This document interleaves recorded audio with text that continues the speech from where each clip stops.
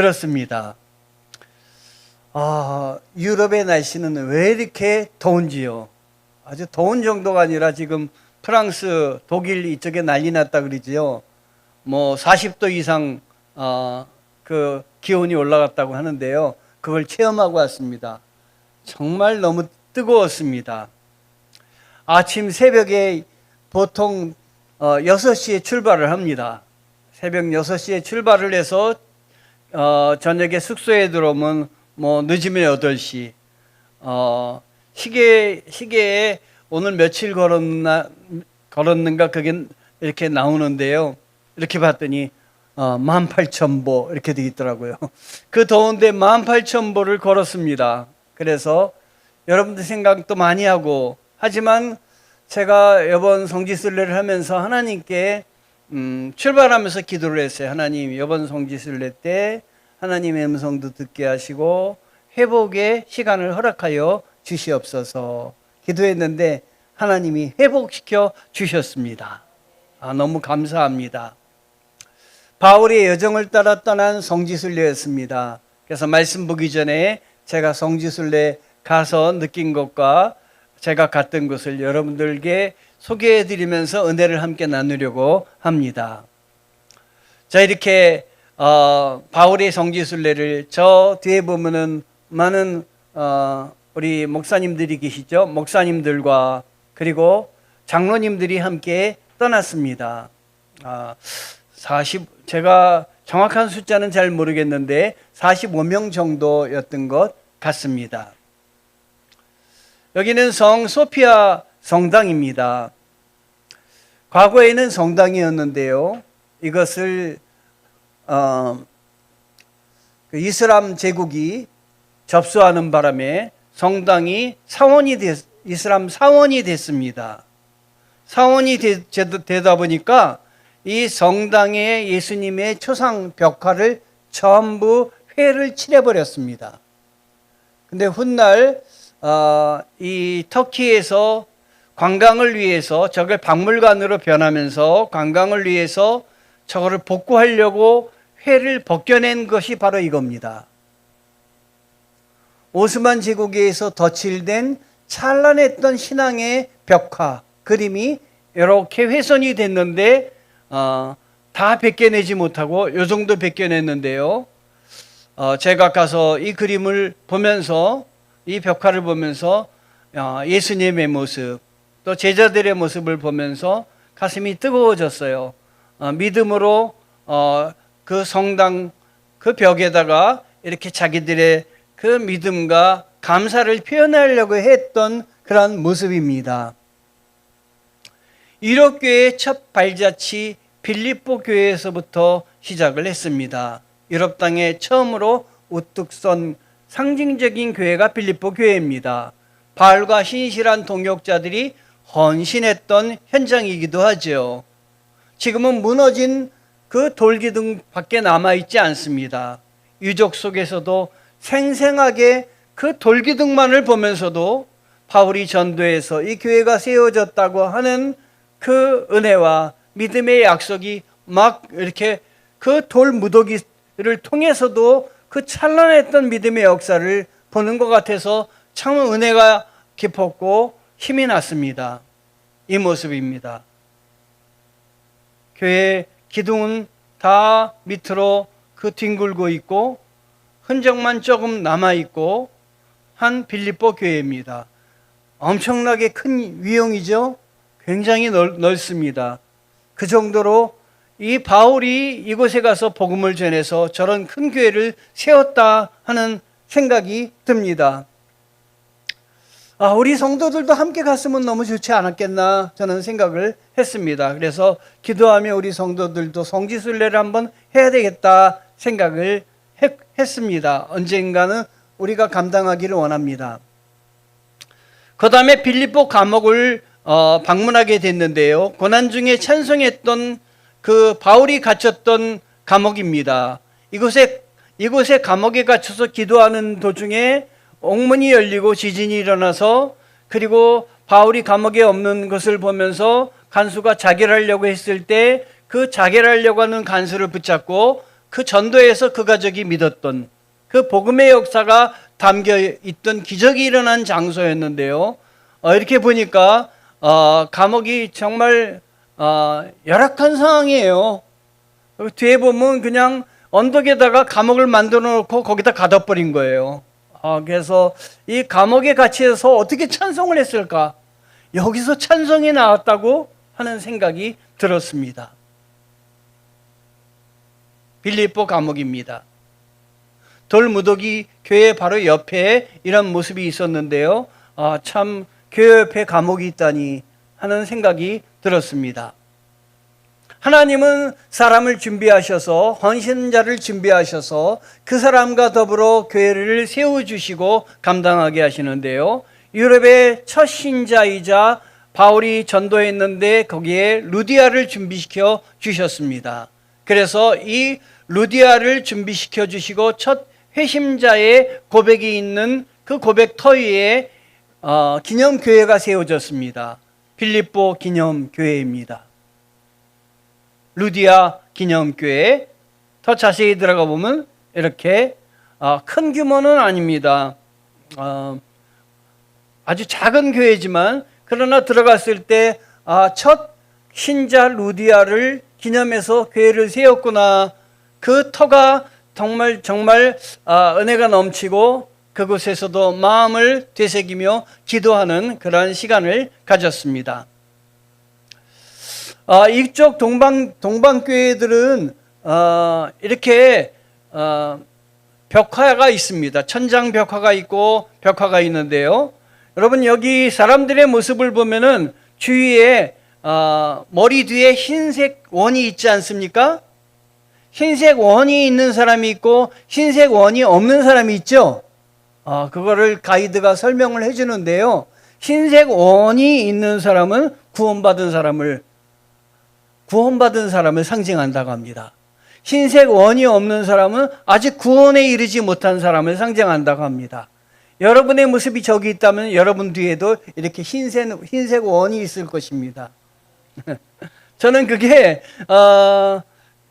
하나의 그 후광을, 예수님 뒤에 모습 후광이 있잖아요. 후광을 드러낸다 생각했는데 그 가이드가 그런 얘기를 하면서 저거는 천국을 마음속에 품은 사람이 뒤에 흰색 원이 있다. 천국에 들어갈 사람들이다. 라고 하는 걸 보면서 은혜가 깊었습니다. 여러분 지금 뒤에도 흰색 원이 보입니다. 제 눈에는. 아멘. 목사님들, 사모님들, 장로님들 그 루디아 교회에서 세례받은 곳에서 기념 촬영을 했습니다. 얼마나 서로 더 많이 알고 또 결단하며 기도를 했는지, 가는 곳마다 찬양하고 아침에 일어나서 찬양하고 차 안에서도 기도하고 찬송하고 차 안에서 결단하고 얼마나 귀한 시간이었는지 모릅니다. 데살로니가 가에서는 거기서 주일 예배를 드렸는데요.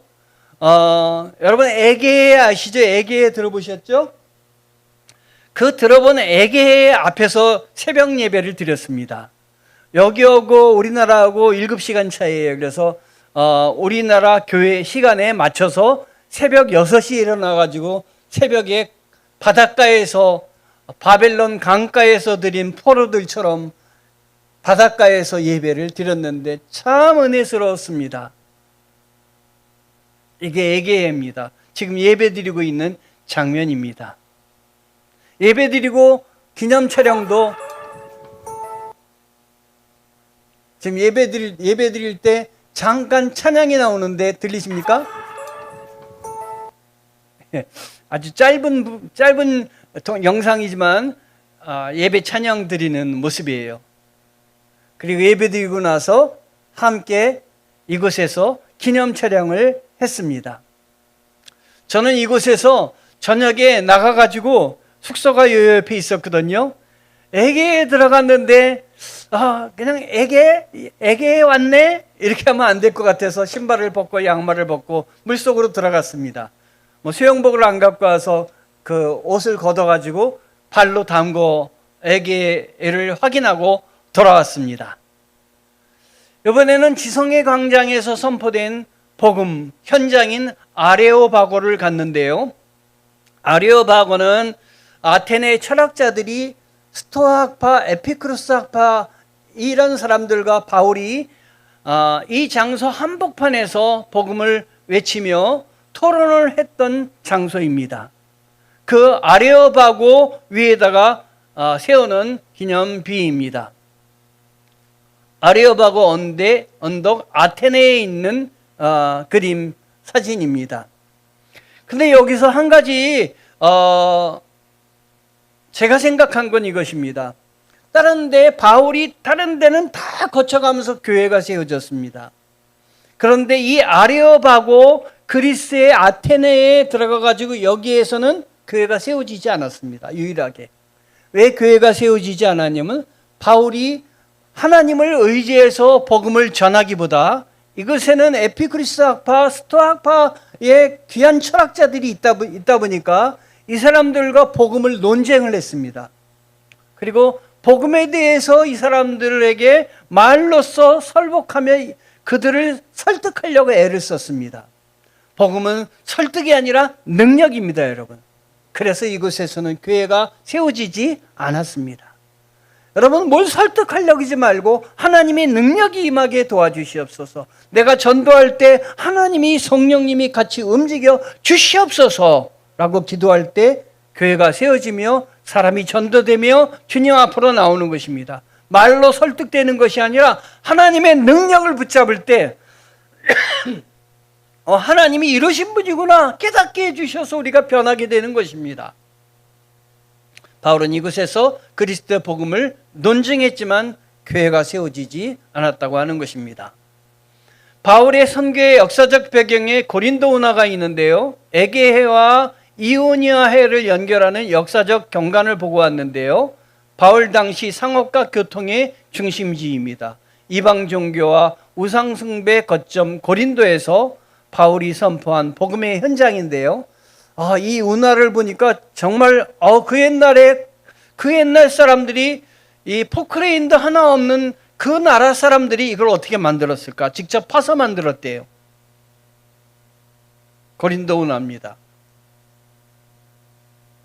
직접 이걸 양쪽으로 다 손으로 파서 이게 이렇게 배가 드나들게 했다고 하는 것입니다. 고린도의 아폴로 신전을 가봤어요. 아폴로 신전이 위용이 대단했습니다. 저게 무너지지 않았다면, 지진으로 사라지지 않았다면 얼마나 아폴로 신전이 컸을까? 저 기둥 보세요. 대단하지 않습니까? 그러면은 아폴로 신전이 이렇게 굳건하게 서 있었다면 신이 이미 존재했고 사람들이 그 신을 믿었다고 하는 건데, 여기에 교회가 세워졌다는 것은 얼마나 대단한가 하는 것이에요. 교회의 하나님의 능력이 이 아폴로 신전을 뛰어넘어서 하나님이 바울로 말미암아 교회를 이곳에 그 강력한 신전이 있음에도 불구하고 세워주셨다고 하는 것이에요. 그것에 감동이 되었습니다. 하나님은 능력이십니다. 예수 그리스도는 우리에게 구원의 능력을 허락하여 주시고 예수 그리스도께 기도하면 주님이 함께하여 주십니다. 여러분, 로마로 향하는 바울인데 로마는 죄인의 몸으로 로마를 압송이 되었습니다. 그래서 로마 군인에게 압송돼서 이탈리아에 바울이 도착을 했는데요. 그 항구 도시입니다. 거기에 보디올 교회가 세워졌습니다. 바울의 이탈리아 도착과 흔적을 기념하는 교회인데요. 사도행전 28장 13절에서 24절에 나와 있습니다. 그래서 쭉 성경을 따라가면서 성경에 있는 곳에 여기가 성경이 어디다, 여기가 성경이 어디다, 여기가 성경이 어디다, 그걸 가르쳐주면서 그 한 곳 한 곳 유적지를 봤기 때문에 너무나 은혜가 됐습니다. 그리고 젊은 목사님들이 차 안에서 예배와 찬송을 준비해가지고 차 안에 갈 때마다 예배와 찬송을 하는데, 그 가이드가 누구냐면 유럽 로마 교회의 지휘자예요. 로마 교회 지휘자인 걸 얘기를 안 하다가 자기가 지휘자라고 그러더라고요. 우리 교회 음악 따는 거 우리 기도하고 나면 음악 나오는 거, 그게 그 지휘자의 교회에서 그 사람이 해놓은 것인데 그거 우리가 따서 쓴다고 너무 감사한다 그랬더니 얼마든지 쓰라고 계시더라고요. 그런데 그분이 우리들의 그 찬송에 감동을 했어요. 아, 참 대단하시다고. 우리도 다니면서 너무 돌아보면 은혜가 되었습니다. 이게 보디올 교회입니다. 바울이 처음 첫 발을 그 이탈리아의 항구에 그 죄세의 몸으로 발을 디딘 그곳에 기념하여 보디올 교회가 세워졌습니다. 이거는 보디올 교회 앞에 있는 바울이 그 압송되어서 오는 장면을 부조화되어 있습니다. 그 앞에서도 성지순례단 모든 분들이 이렇게 기념 촬영을 한번 했습니다. 이번 성지순례 동안에 많은 목사님이 가장 눈물을 흘리고 저 역시 가장 감동이 되었고 참 결단한 장소가 바울의 참수터입니다. 참수라는 건 목이 잘렸다는 거잖아요. 바울이 복음을 전하다가 이곳에 로마에 잡혀서 목이 잘렸는데요. 세상 끝까지 목이 잘리면서까지 복음을 전하려고 했던 그 마지막 고백을 기념하는 장소에 천국의 계단교회 트레폰타네 교회를 세웠는데요. 그런데 목이 잘린 그 장면과 그런 것들을 부조화해 놨어요. 그걸 보면서 참 끔찍했는데요. 목이 잘렸을 때 바울의 목이 3번 떨어졌다고, 3번 굴러 떨어졌다 그래요. 그런데 3번 굴러 떨어지는 첫 번째, 두 번째, 세 번째 다 샘이 솟았대요. 그걸 기념해서 첫 번째, 두 번째, 세 번째 샘이 있던 장소를 이렇게 거기다가 부조화해 놨더라고요. 이 천국의 계단교회, 바울이 갇혔던 마지막 감옥을 기념하는 교회인데요. 여기는 죽기 전에 갇혔던 감옥이에요. 겉으로 볼 때는 이렇게 아름다운 것 같지만요, 회로 칠해가지고 안에 들어가, 사진에는 이렇게 예쁘게 나왔지만 그렇게 예쁘지 않아요. 그리고 저 파란 네모안이 바울이 갇혔던 곳인데요. 감옥 하면은 그래도 숨 쉴 만한 곳이 되지는 않겠나 하고 들여다봤는데 감옥 안이 이랬습니다. 더 가까이 가보면 이랬어요. 그냥 벽에다가 밑에 깨끗하지도 않고 벌레들이 다 기어가는 곳에 바울이 갇혀 있었던 것입니다. 복음을 전하면서 주님만 바라면서, 그리고 이 감옥에서도 찬송했던 바울의 숨결이 느껴졌어요. 여기서 찬양을 했습니다. 그런데 찬양을 했는데 이것은 우리만 보지 않고 외국인들도 순례자들이 많이 들어왔더라고요. 순례자들은 잠깐 왔다가 나가는데 우리가 여기서 예배를 드리니까 예배 끝날 때까지 나가지 않고 있더라고요. 그래서 제가 이렇게 왜 나가지 않고 이렇게 왜 여기 있나 그리고 들어봤더니 그 들어온 외국인들이 다 눈물을 흘리고 있어요. 우리 찬송 소리 하나도 알아듣지 못하잖아요, 우리말로 부르니까. 그런데 성령님께서 그들의 마음을 감동시켜서 다 마음에서 우러나오는 눈물을 흘리고 있더라고요. 그래서 하나님이 눈물을 터뜨리시는구나, 우리를 회복시키시는구나 하는 이런 생각이 들었습니다.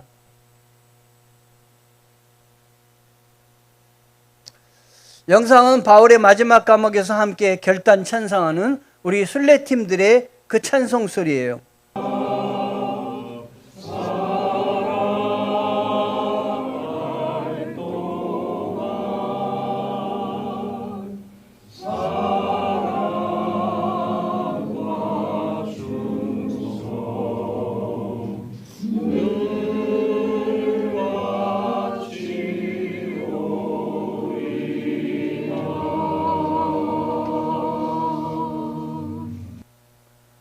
여러분들 제 목소리가 들리세요? 저는 이렇게 이 찬양을 들으면서 저건 내 목소리 같은데 내가 내 목소리로 저기서 하나님께 영광을 돌렸네, 이렇게 마음이 다시 감격이 벅차오릅니다. 트레폰타네 교회인데요, 세분수 교회라고 바울이 참수한 것을 기념하는 교회, 눈물과 결단의 장소, 아까 말씀드렸던 그곳인데요. 이 교회가 바로 바울의 참수터입니다.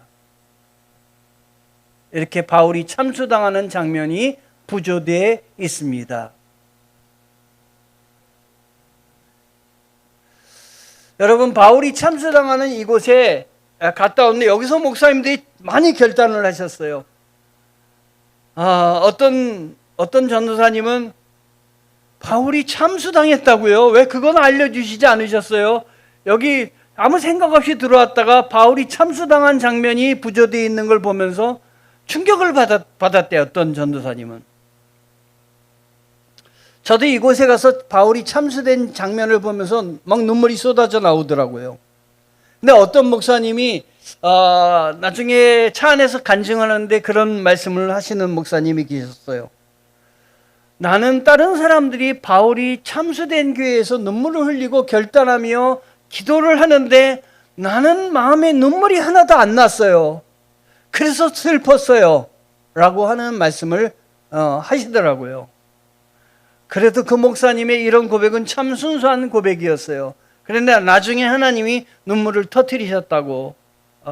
우리 마음에 눈물이 터져서 우리 마음속에 정말 여러 주위의 사람들을 향해서 애달픈 마음, 나의 영혼에 대한 애달픈 마음을 가지게 해주셨으면 좋겠어요. 저는 이번에 뜻하지 않는 곳에서 하나님이 눈물을 터뜨리셨는데요. 아침에 식사하러 뷔페 장소로 내려갔는데요.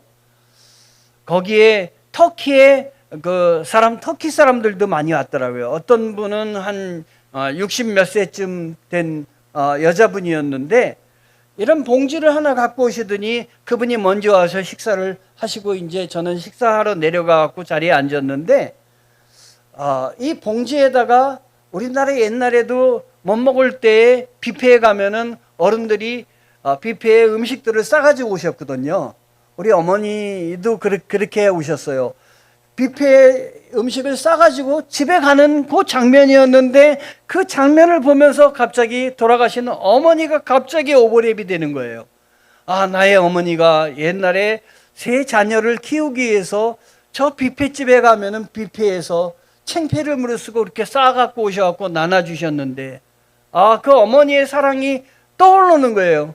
그래서 막 눈물이 나는 거예요. 그래서 식구들은 저쪽에서 건너편에서 밥을 먹는데 저는 이쪽 쳐다보면서 눈물을 닦고 아무도 제가 얘기하지 않았으면 아무도 몰랐을 거예요.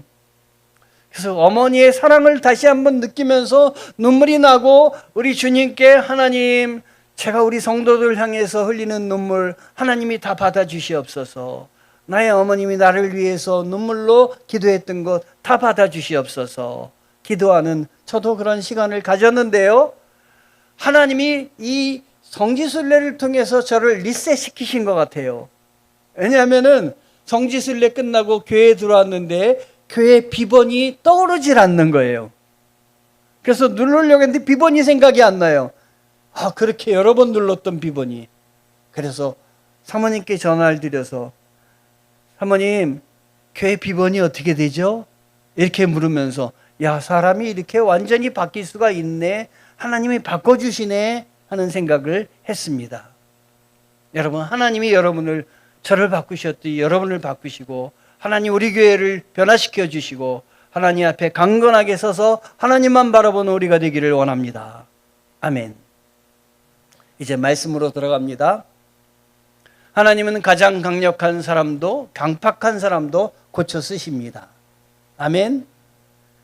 사울은 사울이란 이름을 택하기 전에 바울이었습니다. 교회를 핍박한 사람이었고 예수 믿는 자들을 잡아 가두는 사람이었습니다. 본문 사도행전 9장 1절에서 2절에 그가 여전히 위협과 살기가 동등하여 예수 믿는 사람들을 잡으러 다메섹으로 가고 있었다고 적고 있습니다. 다메섹은 예루살렘에서 올라가는 다메섹인데요, 현대 이름으로는 다마스커스고 시리아의 수도입니다. 이쪽으로 가다가 여기서 주님이 이 사울을 찾아주신 거예요.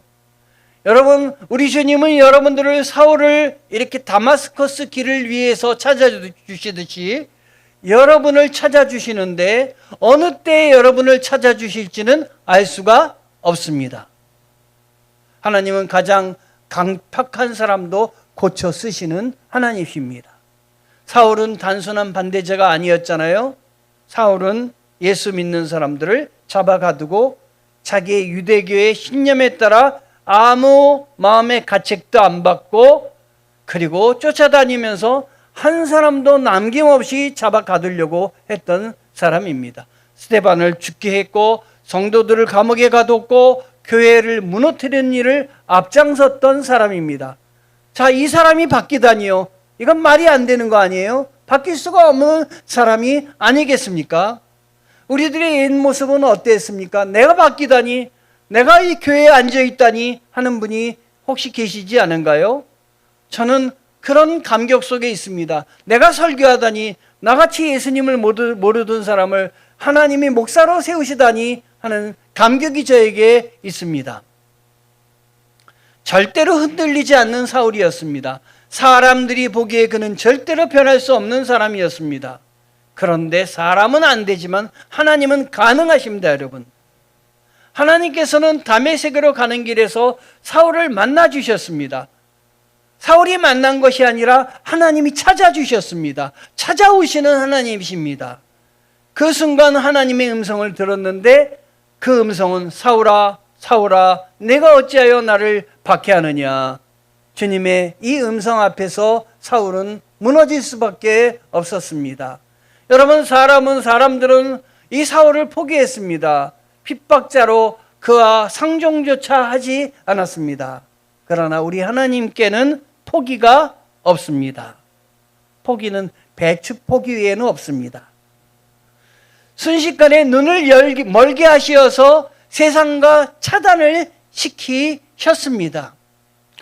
이 사울이 주님을 만난 그 그림을 찾아봤더니 어느 화가가 이렇게 그렸더라고요. 그가 순간 주님을 만난 순간 놀라운 변화가 일어났는데요. 앞을 보고 나아가던 그가 갑자기 눈이 멀게 되었어요. 눈이 먼다는 건 세상과 차단됐다는 거예요. 세상과 차단하고 하나님의 능력을 자기의 눈으로 지금 놀랍게 자기가 경험하고 있는 거예요. 자기에게 나타난 놀라운 변화를 눈이 멀었으니까 어떻게 이걸 설명할 길이 없는 거예요. 하나님께는 불가능이 없습니다. 하나님께서는 이 정말 하나님을 핍박하는 자들도 변하게 하십니다. 우린 저 사람은 안 된다라고 얘기하지만 하나님은 말씀하십니다. 내가 고치면 된다. 나의 시선인가? 오직 하나님의 시선인가? 우리는 살펴봐야 되겠습니다. 우리는 때때로 안 된다고 하지만 하나님께서는 오늘도 완고한 사람을 변화시키고 상처 입은 사람과 사랑과 눈물을 회복시키시며 죄 가운데 있던 사람을 새롭게 하십니다. 하나님은 실패한 사람도 고쳐 쓰십니다. 성경에는 인간적으로는 실패했지만 하나님께 쓰임받는 사람이 많이 나오는데요. 대표적인 사람이 마가입니다. 바울과 바나바를 따라서 마가가 선교 여행을 떠났지만 중도에 포기하고 집으로 돌아갔습니다. 그 일 때문에 바울은 마가를 신뢰하지 못했고 바울이 다음 전도 여행을 떠날 때 이 문제로 바나바라는 대사도와 심하게 의견 충돌을 빚게 되었습니다. 바울의 눈에는 이 도중에 도망간 마가가 실패자로 보였을 것입니다. 그러나 하나님은 결코 마가를 버리지 않으셨습니다. 하나님께서는 기회를 다시 주셨습니다. 바나바는 마가가 바나바의 조카인데 기회를 다시 주자고 이야기를 했습니다. 바울은 전에 경험한 걸 생각해서 중도 이탈을 했으니 함께 갈 수 없다. 그를 데려갈 수 없다. 결국 두 사람은 이런 문제로 바울은 신라를 택해서 나아갔고 바나바는 한 팀이었던 바나바는 나누어져서 마가를 선택해서 다른 곳 구브로로 갔습니다. 하나님께서는 갈등마저도 선하게 사용하시는 분이 하나님이신 것 같아요. 우리나라가 초기 교회들이 여러 가지 문제로 나뉘어졌는데 오히려 부흥되는 역사를 맞이했던 것과 같은 원리인 것 같습니다.